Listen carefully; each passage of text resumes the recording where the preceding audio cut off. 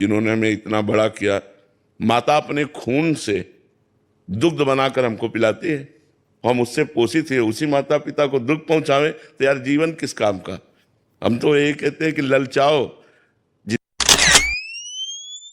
राधे राधे महाराज जी। महाराज जी, मेरी पिछली व्यक्तिगत और व्यवसायिक गलतियों के कारण मेरी माँ की नज़रों में मेरे लिए जो पहले सम्मान, स्वाभिमान और गौरव था वो अभी दिखाई नहीं देता। ये पीड़ा मुझे बहुत व्यथित करती है। क्या वही भाव, वही सम्मान फिर से उनकी नज़रों में मैं लौटा सकता हूँ? जो दाग एक बार लग गया हो, क्या वो समय और सही आचरण से मिट सकता है? हाँ, मिट जाएगा, मिट जाएगा। थोड़ा समय लगेगा और हम पुनः अच्छे भाव वाले बने, अच्छा व्यक्तित्व धारण करें तो माँ रहे या ना रहे, माँ रूपी भगवान हम पर प्रसन्न हो जाएंगे। और वो प्रसन्न हो गए तो सब प्रसन्न हो गए।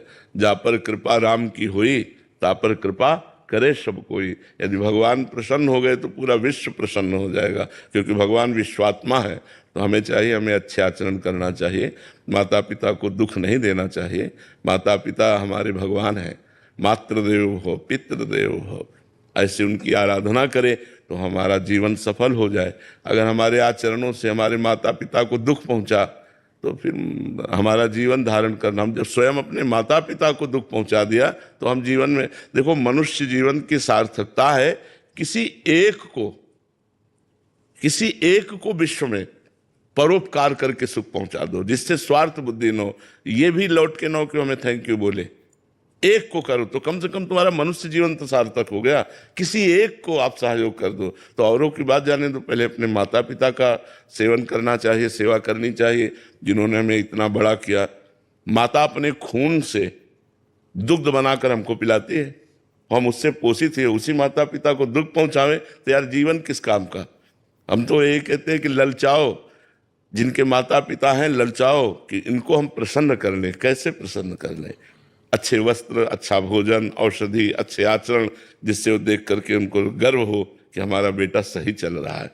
जैसे आपके आचरणों को देख कर ही तो उनको दुख हुआ, तो आपको अपने आचरणों को ठीक करना है। आपको ऐसे बनना है कि आप माता प्रसन्न तो भगवान प्रसन्न, भगवान प्रसन्न तो सारा जगत प्रसन्न। समझ रहे हो ना? नहीं क्या है यार, सुअर कुत्ता जैसा जीवन व्यतीत करके मर जाए।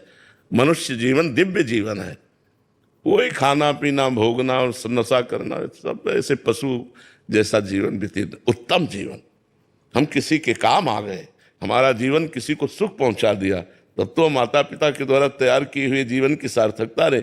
इसलिए हम आर्मी वालों को बहुत सम्मान देते हैं, क्योंकि वो राष्ट्र सेवा में प्राण अर्पित किए हुए हैं। उनको पता है कभी भी कहीं भी हमें तैनात किया जा सकता है और गोली लग सकती है, शरीर पूरा हो सकता है, लेकिन अपने परिवार का प्यार और मोह सब बलिदान किए हुए राष्ट्र सेवा में लगे। तो जहां हमें आर्मी के दिखाई देते हैं हम उनको मन से सल्यूट करते हैं कि ठीक है। संत और सैनिक, संत अपने जीवन को जैसे बलिदान करके जगत का मंगल करता है, ऐसे एक राष्ट्र सैनिक तिरंगे की रक्षा के लिए गर्दन कटवाने के लिए खड़ा हुआ है। बॉर्डर में कभी भी गोली, कभी भी आतंकवादी हमला, कभी भी कुछ, उससे डरते थोड़ी हैं। तो हम उन्हीं का आदर करते हैं जो परोपकार के लिए जीवन धारण करते हैं।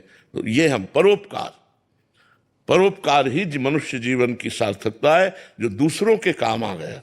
हमारा जीवन दूसरों के काम आ जाए, वो उसी को हम नमस्कार करते हैं। देखो, बड़े बड़े सामर्थ्यशाली सिखों में हुए, जो गुरुजन हुए बड़े सामर्थ्यशाली हुए, लेकिन उन्होंने अपनी गर्दन कटवा दी, अपने को जलवा लिया, अपने को कष्ट सहा।